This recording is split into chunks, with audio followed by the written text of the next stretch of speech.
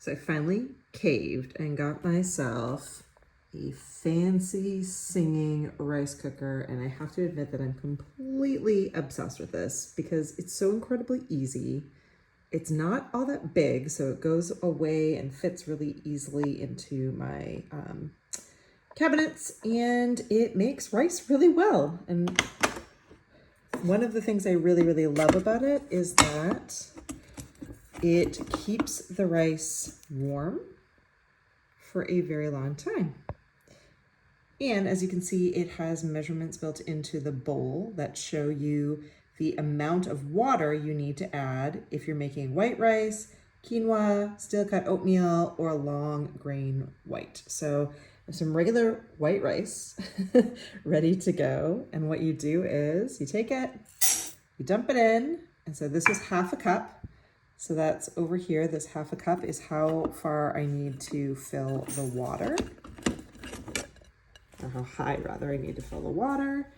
So I can set it down here in my sink.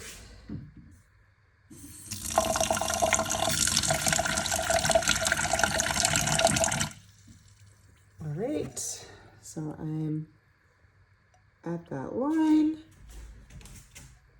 And now I'm gonna come over here, drop it back down in, close it up. And then it is already on white sushi rice. So all I need to do is come here and press the start.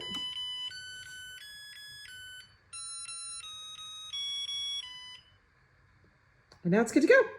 It's gonna count down. So white rice takes 60 minutes. And once it's gotten all the way down to 0, it will go into a keep warm mode. It will also sing when it's done, just like it just did. This is the smaller one. It's the compact 3-cup capacity, as we just showed you.